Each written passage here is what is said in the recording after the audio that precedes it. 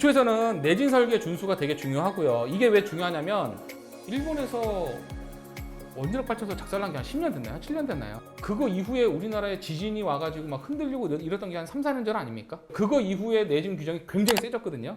굉장히 세졌는데 이걸 왜 말씀드리냐면 기초가 부러진다는 말 들어보셨어요?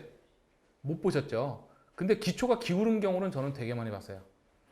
기초가 기울어서 건물 이렇게 넘어간 거. 이걸 왜 말씀드리냐면 돈이 얼마 안 들어요.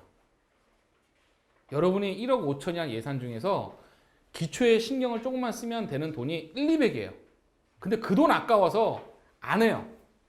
근데 여러분 어디다 돈 쓰냐? 마감의 돈을 써요.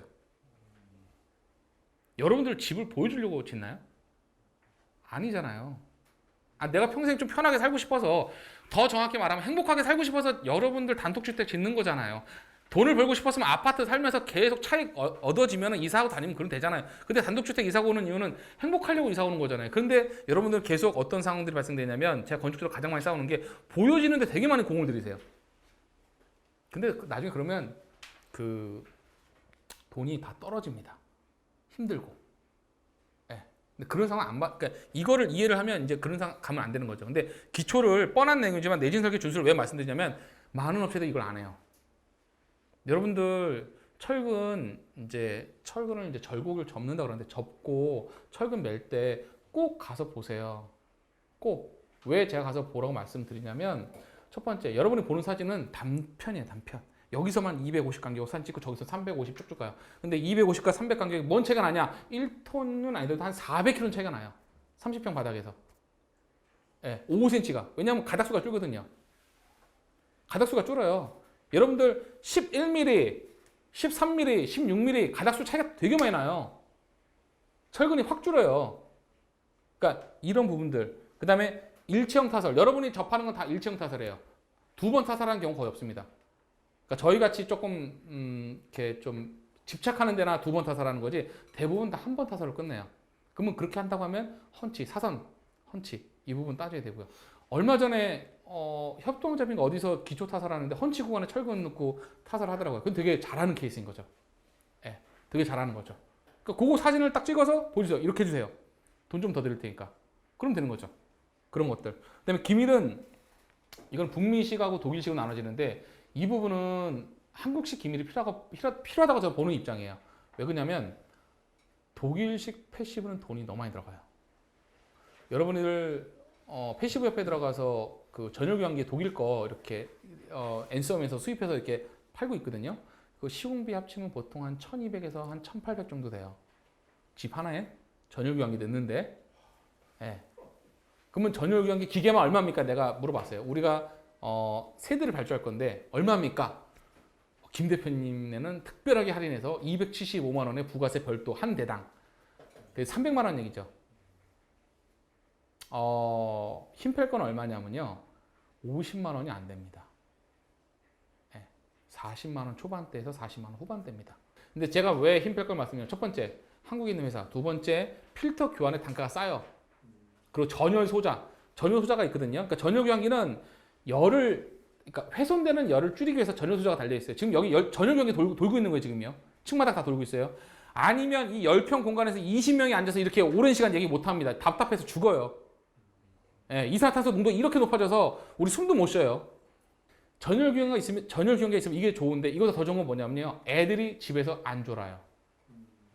공부방송 왜 좋냐면 문을 다 닫아놔서 이산화탄소 농도 높아지니까 졸린 거예요. 전열 교환기를 돌리면, 그리고 제가 저는 힘펠 홍보대사 아니에요. 힘펠 많이 팔려도 조금 팔려도 저는 아무 상관없어요. 근데 힘펠 좋아하는 이유는 힘펠은 전열 교환기에 필터가 들어가서 시험 상속서 나와 있어요. 독일 제품들은 별도 박스 돼 있습니다. 전열 교환기에 필터가 안 들어가 있고 별도 박스가 돼 있어요. 필터 박스가 따로 있어요. 왜 그러냐면 CMH라고 그러는데 이제 최적 공간당 시간당 요 공기에 대한 순환 부분이에요. 근데 30평이면 보통 100케베 정도예요. 100케베인데 100케베를 갖다 최적 공간으로 계산하면 보통 100CMH를 하라고 얘기를 합니다. 30평에서. 근데 지금 여기는 1층에 150CMH 돼 있고요. 2층 100, 3층 100 돼 있어요. 전열관기 3대 달려 있는 거예요. 뭐냐면 싸니까 달고 나눠서 하는 거 이를요. 그러니까 250 CMH를 달아서 이 한 주택 한 동을 커버하는 게 아니라 150, 100 세대를 달아서 이 일을 시키는 거죠. 그러면 첫 번째 소음이 작고요. 두 번째 필터의 성능이 늘어나요. 세 번째는 얘가 오랫동안 쓸 수 있어요. 왜냐하면 엔진을 풀가동하는 게 아니라 최소 모드로 계속 돌리잖아요. 근데 싸요. AS도 돼요. 국내는 자재예요. 근데 회사는 매출액 600억이에요. 망할 회사는 아니에요. 그래서 제가 힘 뺄 걸 써요. 그 다음에 창호 얘기 다 했으니까 골조는 선택이에요. 튼실 대표님처럼 대단한 골조를 할 거냐, 아니면 그거보다 좀, 그러니까 그 골조를 우리 튼실 사장님네 골조를 1.5라고 제가 얘기를 할게요. 1.5로 할 거냐, 아니면 저희처럼 1.2, 1.3을 할 거냐, 아니면 아까 말씀드린 뭐 900만 원짜리, 1000만 원짜리 골조를 할 거냐, 그건 여러분 선택인 거예요. 근데 중요한 건 골조를 치는 사람을 절대 초보자를 쓰면 안 됩니다. 그 카페에 올라왔던 뭐 2년차 팀장인데, 저는 태어나서 그런 말 처음 들어봐요. 2년짜리가 팀장이 있다고? 2년짜리면 우리 쓰레기 줍는 거 시키는데, 용어도 모르는데 뭘 한다는 거예요 2년 동안요? 묻고 싶어요. 그 사람한테 돈을 왜 걸었어요? 그러니까 저는 그분들 잘못이 더 크다고 봐요, 개인적으로는.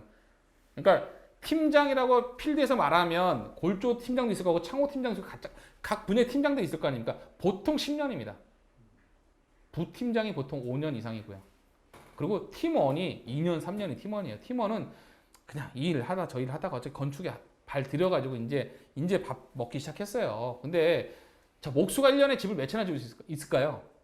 완축 기준에서요. 스타트에서 끝내는 것까지. 5채요? 어휴, 그분 떼돈 벌죠. 못 지어요. 죽어요. 5채 못 지어요. 많이 지어야 3채고 보통 2채예요. 1년에요. 그럼 2년 동안 그 사람이 집 열심히 지었다고 칠게요. 뭘 짓습니까? 2년차 아무도 그 사람한테 배팅을 안 하는데 계속 옆에서 본 게 2년이겠죠. 왜냐하면 저희가 골조 목수를 시켜도 부팀장이 골조를 만든다 그러면 나가라 그래요. 다 내보내요. 야, 니네 팀장 오라 그래. 내보내요. 그냥 안 시켜요, 일을요. 왜냐하면 여기는 학원이 아니잖아요. 시행착오 하러 오면 안 되죠. 여기 학원이 아니지 않습니까? 여기는 사업하는 비즈니스인데 여기서 무슨 돈을 받고 일하는데 무슨 그런 데가 아니잖아요. 그러니까 왜 그러냐면 단순히 여러분들 집을 짓는데 여러분들이 마라타가 되고 싶은 마음 없잖아요. 그러면 초보자는 사용하는 게 맞아요. 열정을 가지고 하겠다? 그거는 니네 집에서. 내 집에서는 하지 말고. 네, 그게 맞습니다.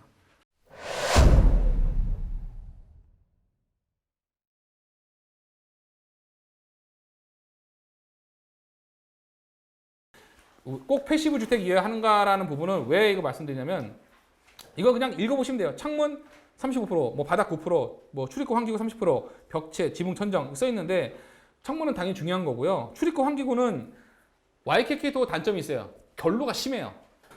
단열값이 되게 안 좋아요. 정말 한국의 단열값을 최소한만 만족시켜요. 대신 예뻐요. 그리고 저 컨디션은 오래 가요. 그래서 저거를 보완하려고 제가 되게 많이 고민했어요. 왜냐면 YKK 도어를 다른 집에서 골조에 바로 붙었을 때는 특이사항이 없었는데, 외곽에 마감하면서 TNG 합판을 두른 데들이 얘가 문이 이바구가 약간씩 틀어져요.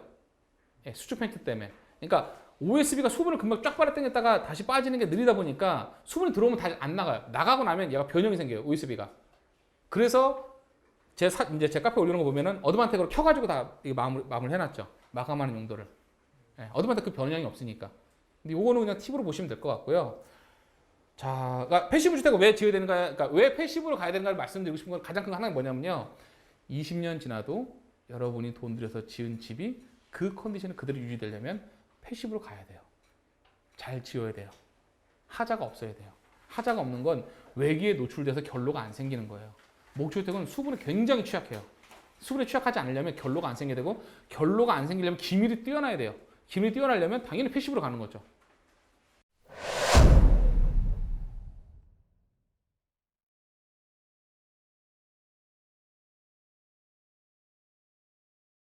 합리적인 단독주택 시공에서 뭐 450, 550, 650 써 있잖아요.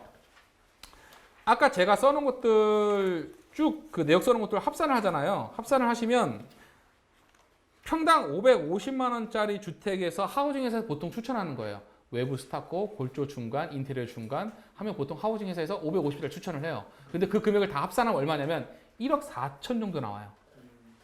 네, 1억 4천 152만 원 정도 나옵니다. 네, 그 내역서 제가 써놓은 거 있거든요. 그러면 얘네 마진이 14% 정도예요. 그러면 여기서 잠깐 생각 좀 해볼게요. 제가 아까 전자에 말했죠. 얘네들이 15%를 띄고 지역의 업자한테 하도급을 준다. 근데 원가 계산하니까 14% 남아요. 이 정상적으로 만들면. 그러면 업자는 어떻게 남길까요? 지역이 하도급 받은 15%를 띄고 지역이 하도급 받은 업자는 어떻게 남길까요? 자재에서 빼먹겠죠. 품에서 빼먹고. 해야 될 거 안 하고. 그러니까 하우징하고는 하지 말라고 말씀드리고 싶은 거예요. 여러분 직접 하든지 아니면 좋은 빌더를 찾든지. 근데 리스크는 있어요. 자, 하우징에서 왜 하죠? 사람들이? 아, 이거 다 알아. 근데 왜 하우징에서 하죠? 자, 1년에 얼마 오는지 아세요? 순위 50억. 매출 500억에 50억이에요. 그게 2019년도 매출의 기준입니다. 500억에 50억에 탑이에요. 그러면 소송에서 이기면 돈 받으면 되죠. 그래서 하우징하고 가는 거예요. 근데 여러분이 친한 목수랑 했어요. 아무것도 없어요. 뭐가 있어? 사업자가 있어. 뭐가 있어? 이 말씀은 왜 드리면 돈을 걸잖아요. 여러분들이요. 돈을 내잖아요. 제일 나쁜 계약서 어떤 계약서인지 아세요? 목수랑 일해도 절대적으로 그 사람 인적사항 쓰시고 시공계약서 쓰셔야 돼요. 왜 그러냐면 인건비 계약서는요. 인건비로 품을 산정하기 때문에 시킨 대로 했다는 걸로 끝난단 말이에요. 하자 소송했을 때 나는 이 사람이 시킨 대로 했어요. 그리고 인건비 이 사람한테 받아서 이런 게 다예요. 근데 제가 무슨 잘못이죠? 이거 건축주 직영공사고 이 사람이 시킨 대로 다 했어요. 무슨 잘못이죠? 어떻게 입증할 건데요? 그리고 이겼다 칠게요. 뭘로 받을 건데요? 이 사람 배째? 알고 선택하시라고요. 하우징이 분명하게 말씀드렸지만 이렇게 구조로 가요. 15%밖에 안 남는 이익의 구조에서 15%를 띄고 하도급을 줘요. 하지만 하우징하고 계약하는 이유는 AS 때문인 거예요. 하우징하고 계약해서 그냥 AS 관련해서 뭔가 하든지 아니라면 믿을 만한 빌더? 그런 거 없고요. 사업자 있어야 되고요. 자본금 납입한 법인이어야 돼요. 최소한. 사업자 있으면 뭐예요? 주민증 하나인데. 여러분이 집에 물이 새는데 이 사람 전화를 안 받아요. 어떻게 할 건데요? 여러분들 직영공사라는 이름으로 보증보험 끊어요? 아무도 안 끊잖아요. 보증보험 왜 안 끊냐 물어봐요. 그럼 부가세를 안 내서 안 끊는데요. 아니요. 정확히 말해야죠. 이 공사가 5천만 원 이상이면 종합건설에서 건축을 해야 되고 종합건축에서 하려면 단가 비싸니까 못하는 거. 그건 다 인정한다 이거죠.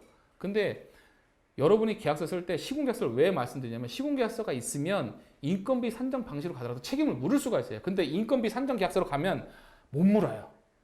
그냥 네가 시킨 대로 난 했어. 이게 끝이에요. 이게 여러분이 계속 딜레마예요. 계속 딜레마인 거예요. 여러분들 지금 다 여기 앉아있는 이유가 650만 원짜리 집을 평당 550만 원에 짓고 싶잖아요. 아니에요? 맞잖아요. 업자한테 주는 100만 원이 아까운 거잖아요.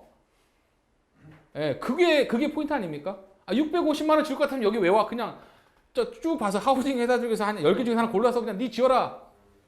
얘 안 망하겠네. 그렇게 시키고 말지. 그냥 단순하고 따뜻하고 하자 없는 집이 제일 좋은 집이에요. 그래야 와이프랑 안 싸워요.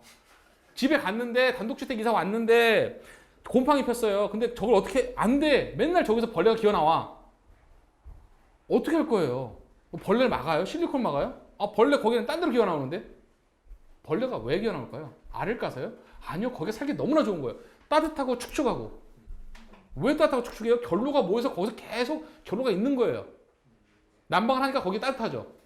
거기다 알을 까고 딱 살고 있는 거죠. 할 얘기는 엄청 많아요. 중목 얘기 조금 해드리면 중목을 저희가 절대 안 하는 이유가 지금 한국에 중목이 쫙 깔렸어요. 쫙 깔렸고 지금 열심히 깔고 있어요. 일본에서의 목재 생산량이 있는데 그거의 수급이 지금 넘쳐나는 상황이 있고 그것 때문에 일본 회사가 한국에 와서 지금 돈을 엄청나게 많이 투자해서 회사를 만들었고 그 회사가 지금 중목에 굉장히 앞선 리더로 자재 공급해주고 있습니다. 그래서 여러분이 옛날에는 중목을 650, 700쪽에 됐는데 지금 450, 480의 중목이 돼요. 근데 중요한 건요. 일본은 18도에서 20도가 실내 온도예요. 그리고 2층에 방통이 없어요.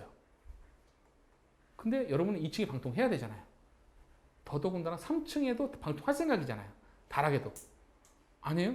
3층에도 방통할 생각이잖아요. 근데 중목을 하겠다고요? 그러면 중목에 대한 구조적에서 이런 얘기를 합니다. 우리가 구조적 보강하면 된다. 그 맞는 말이긴 해요. 근데 구조적인 보강이랑요, 실제 하중 실력이랑 틀려요. 방통만 실려요? 사람도 올라가잖아요. 짐도 올라가고. 여러분은 다락을 3층처럼 쓰고 싶지 않아요? 제가 아는 분들은 다 그렇던데 3층에 우선 다락에 올라가면 다 방처럼 쓰고 싶어요. 거기를 뭐 벨룩스를 넣고 천창을 넣고 뭐 엄청 막 하고 싶어요. 왜냐하면 저희 이 3층이 왜 이런 결과물이 나왔을까요? 소비자가 원하니까요. 3층을 저렇게 짓는 것보다요, 차라리 잘라서 3층에 다락 올리는 게 일이 더 쉬워요. 3층에 층고를 4m 올린다? 일 되게 힘들어요. 왜냐면 사람이 사다리를 타고 일할 수 있는 게 2,600 넘어가면 일이 힘들어져요. 그러면 오마를 매야 되고 발판을 매야 되고 그럼 자지 양중을 해줘야 돼요. 혼자 일을 못하고 2명, 3명 붙어야 돼요. 그럼 인건비가 더블 들어가죠. 근데 왜 저희가 3층에 층고를 저렇게 높였을까요? 손님이 원하니까. 클라이언트가 원하니까. 어쨌든 뭐 그렇고요. 중목은 여러분들 하지 마세요. 3년 뒤에는 많은 문제점들이 나올 거예요. 그리고 많은 시공사들이 또 망할 거예요. 중목의 리더들이. 고생하셨고요. 예? 100년? 갈지 안 갈지 몰라요. 나도 가봐야 알겠죠. 근데 우선 갖고 있는 생각은 그 목표를 정하고 저희가 거기에 근접하게 노력하는 거죠. 계속. 노력하는 거죠. 100년 갈지 안 갈지 몰라요.